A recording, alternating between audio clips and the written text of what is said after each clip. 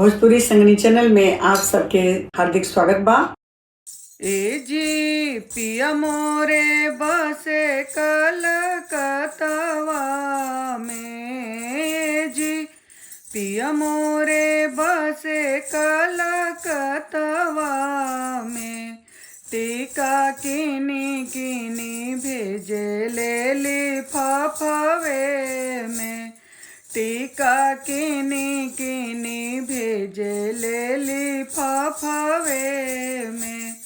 ए जी पिया मोरे बसे कलकतवा में, ए जी पिया मोरे बसे कलकतवा में।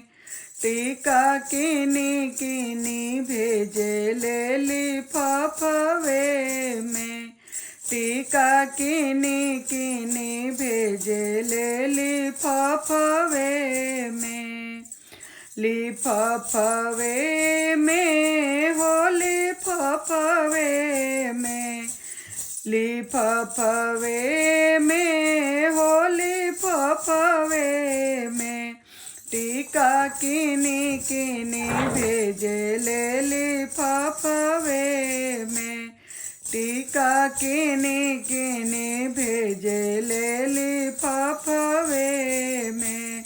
ए जी पहने वाली टीका नाई हरवे में, ए जी पहने वाली टीका नाई हरवे में।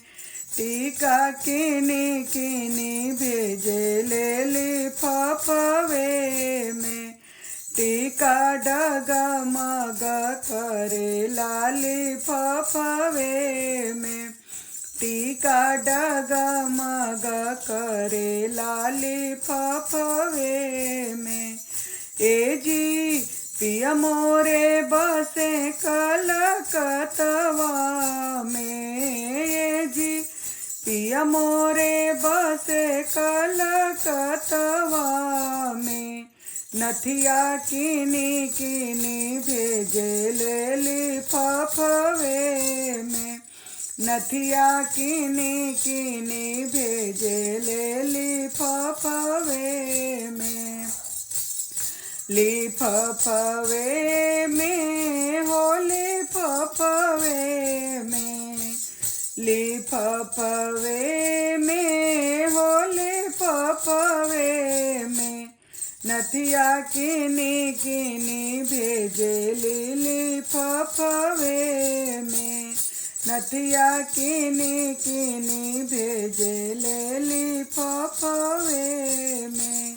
ए जी पहने वाली नथिया नाई हरवे में, ए जी पहने वाली नथिया नाई हरवे में। नथिया डगमग करे लिफाफे में, नथिया डगमग करे लिफाफे में। टीका डगमग करे लिफाफे में। आप सबके ये लोकगीत कैसा लगा? अगर निक लगा तो शेयर और सब्सक्राइब जरूर करें। धन्यवाद।